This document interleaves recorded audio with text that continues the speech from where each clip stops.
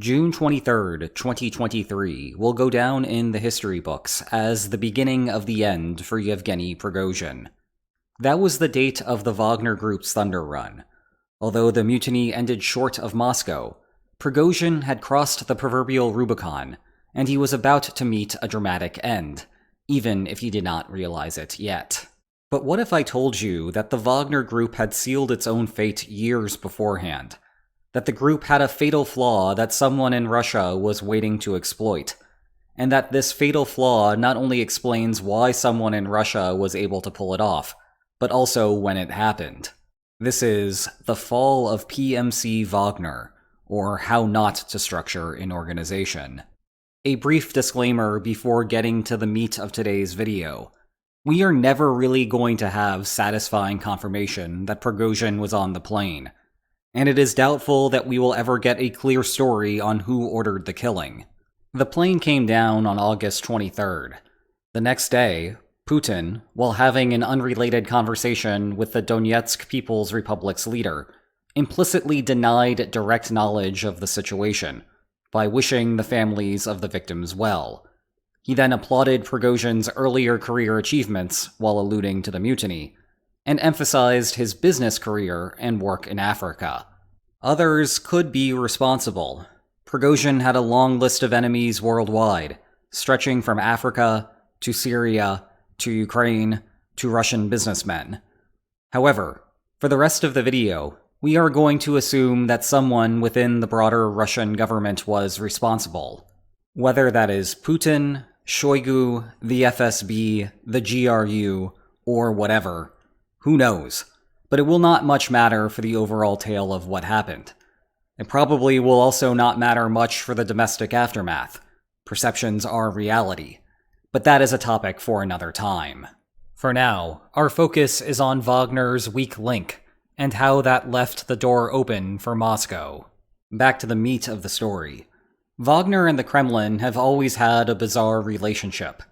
Private military companies are not technically legal in Russia, and yet there are a ton of them, as we have discussed before, Wagner being the most prominent. Why this arrangement exists more broadly was the subject of that previous discussion. But for Wagner in particular, the Kremlin kept the organization around for three reasons: plausible deniability, unique military capabilities, and fear of poking the Wagner bear. Regarding plausible deniability, the Kremlin wanted certain things done, first in post-Maidan Ukraine, then in civil war Syria, and then in Africa, that would not look so great to domestic or international audiences if they came under the Russian banner. Better to have someone else take official responsibility. That is not how the Westphalian system of state sovereignty is supposed to work. Russian actors ultimately are the responsibility of the Russian state, but sometimes legal theory does not match practical realities. Meanwhile, regarding relative military advantages, corruption within the Russian military became globally known following the Battle of Kiev, but was known for decades by close followers of Russian politics. As long as Wagner kept its house in order and stayed an effective fighting force, then the Kremlin would not want to run a good thing. Regarding the poking the bear problem, well, welcome to the fun world of guardianship dilemmas. Empower your own paramilitary organizations at your own peril. By the spring of 2023, elements within the Kremlin, and in particular within the Ministry of Defense, began worrying that Prigozhin had greater designs than a mere PMC chief. That led to months of infighting and ultimately the Moscow March of Justice. But as the Thunder Run was unfolding, Putin found himself in a difficult spot. He needed it to end. He never would have lived down the optics of rebels marching on Moscow. Hence the offer of amnesty and exile to Belarus for Wagner. Prigozhin was hardly naive. He spent time in prison in the 1980s and was neck-deep in Russia's kleptocracy. He just figured that the value Wagner provided was too much for Putin to ignore. But due to an organizational flaw, that would be his last miscalculation. Wagner, as a plausibly deniable extension of Russia, was long gone. The group's successes in Bakhmut drew international headlines, and their role made them a clear arm of the Russian military.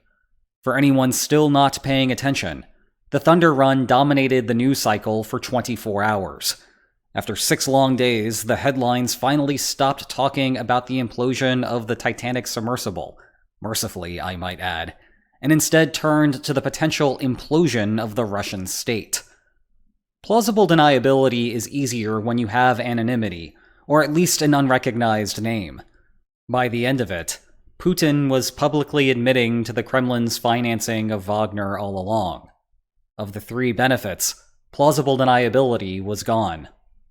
In contrast, Wagner's unique capacity remained an open question. This was one of the sources of tension with the Ministry of Defense, which in April had tried to force all Russian mercenaries to sign government contracts. It was Sergei Shoigu's way of saying, anything Wagner can do, I can do better. Prigozhin spent his final days trying to prove Shoigu wrong to Putin.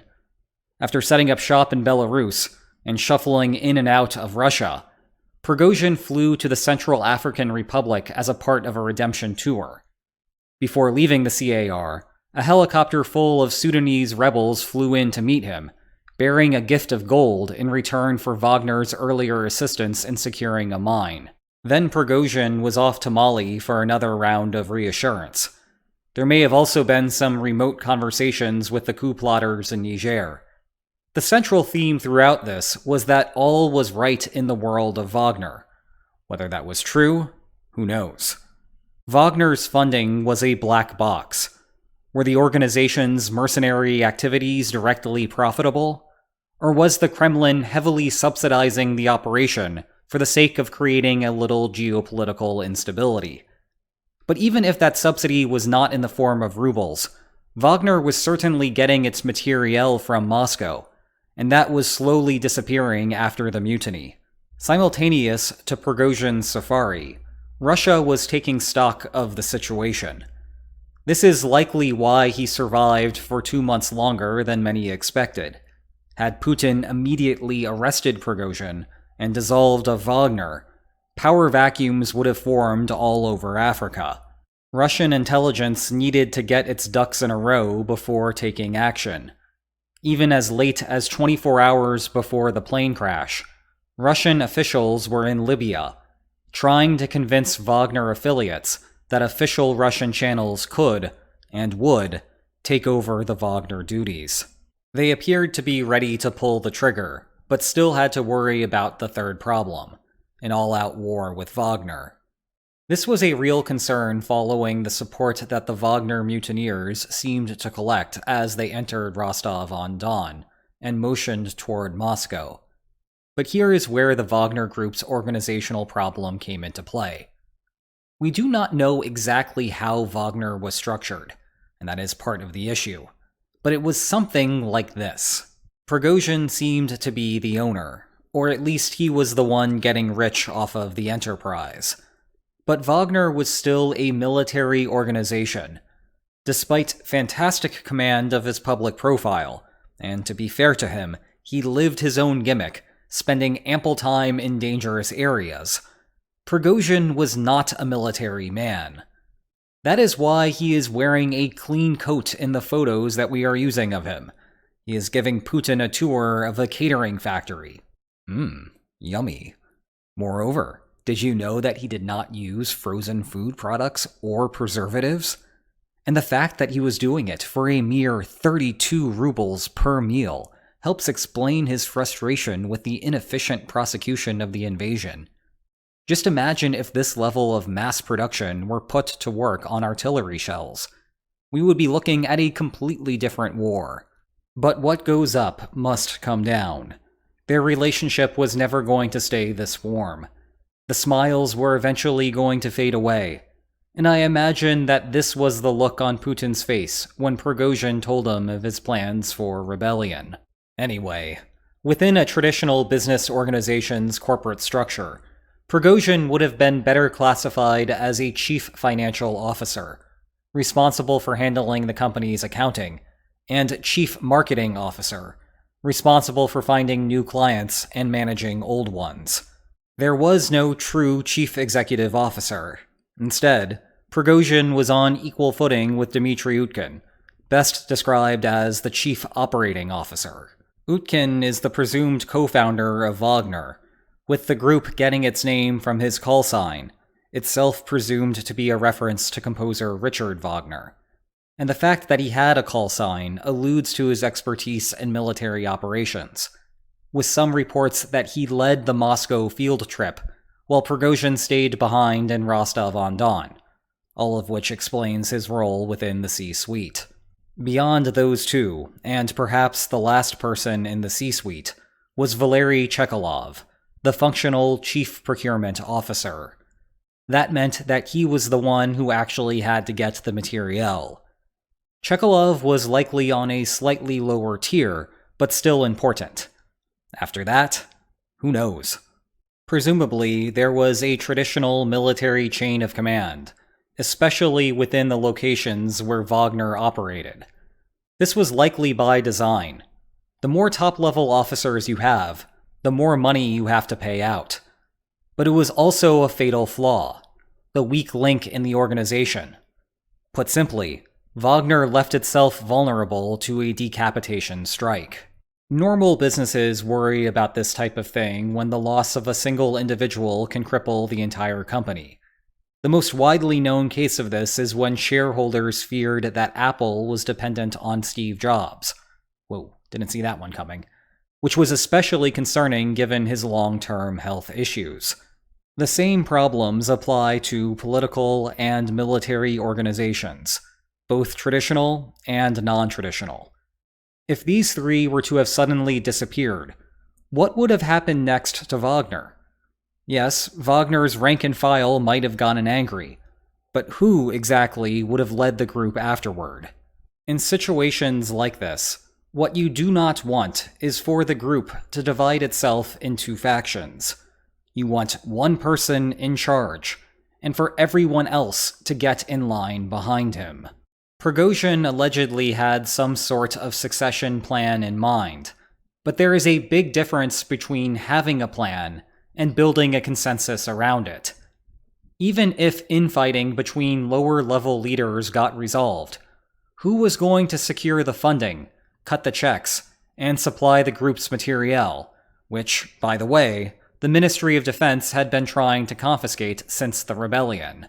Speaking of which, that same Ministry of Defense can come along, answer those questions with, "We will supply everything," and win over Wagner's less ideologically motivated soldiers. In better institutionalized settings, opponents are deterred from attempting such decapitation strikes because a clear line of succession exists. This not only makes coordination problems non-issues, it also preemptively builds a system for the organization's day-to-day operations to continue. For example, if a foreign adversary were to assassinate the US president, then the vice president, takes over. It is basically impossible to get to the point where there are any legal questions, and you would have to go pretty far down the line before you got to any practical ones. The same is true within the US military. If the chairman of the Joint Chiefs of Staff, Mark Milley, or Secretary of Defense Lloyd Austin were to be assassinated, the loss of their leadership would hurt, but the Pentagon would continue to function. As a result, trying to go for a random decapitation strike does not make sense. The opposing country would only provoke the United States and face the prospect of a massive military retaliation. It would not cause the entire country to fracture. The missing piece for the Kremlin was a simultaneous attack. As precarious as Wagner's command structure was, simply killing Prigozhin would not be good enough. The military segment of Wagner would become angry and find others to fill the vacated roles and take revenge. In essence, the ghost of Prigozhin would come back to haunt the Kremlin. Thunder Run 2 Electric Boogaloo would then come too, and this time there would be the full follow-through. Wagner would still have no guarantee of success, of course, But again, this was something that the Kremlin did not want to risk. Instead, the plot needed to be a coordinated attack to eliminate all of them at once. And this was Wagner's final mistake. 3 members of the C-suite traveling on the same plane. Even normal businesses try not to do this, because when such a flight does end in disaster, an otherwise fully functional company can turn into a dumpster fire in the blink of an eye. And indeed, the corresponding lobbying group's guidelines would have prohibited the flight manifest of the doomed Wagner jet. It is the same reason why the president and the vice president do not travel together. It is always Air Force One and Air Force Two, even if they are going to the same destination. Why Prigozhin and Utkin boarded the same jet, never mind the third, will forever be a mystery. They should have known that plausible deniability was gone, and that the flight itself mitigated the poked bear problem. Logic then dictates that, at a minimum, they must have really thought that they were indispensable to the Kremlin. Such miscalculations are common in conflict situations.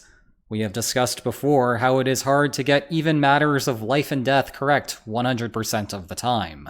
As tempting as it is to chalk this up to irrationality, keep in mind that at least 3 street-savvy executives were making the mistake, and the more people that are involved, the less plausible it is that keyboard warriors spotted the problem, but that they did not. It is likely that Wagner just had other concerns in mind, like coordinating security for multiple flights, the possibility that they were all friends and wanted to spend time with each other, or had business purposes for doing so, or that the organization was cash-strapped and could not afford the luxuries of redundancies. On that last possibility, we do know that Russian authorities had tried to target Prigozhin's wealth in the days beforehand. Aside from those concerns, there is an important limitation to the analogy with normal businesses and their airplane regulations to take note of. The entity that cares about preserving the company is the company's collective shareholders, not necessarily the C-suite. If the C-suite crashes, they might not worry much about the implications because, well, they are incapable of worrying about anything at that point. There ain't no rest for the wicked until they close their eyes for good. Obviously, none of them wanted to die. But Prigozhin and friends had no shareholders that they were accountable to, except maybe the Kremlin, but that ship had sailed long before. It was still a bad idea to concentrate leadership on one plane, but damn the business consequences. They were wrong about being indispensable, and Wagner's run came to a crashing end as a result. If you are looking for some indispensable in-flight reading on your next trip, consider my book on the causes of the war. You can check the video description for more information on that. And if you enjoyed this video, please like, share, and subscribe, and I will see you next time. Take care. A couple more fun facts about Prigozhin's catering business. First, he's been retrofitting slot machine technology to turn them into vending machines. And second, students are satisfied with their lunch meals. If that last part is true, he is literally the first person in the history of mankind to successfully appease school children regarding their food. Well done.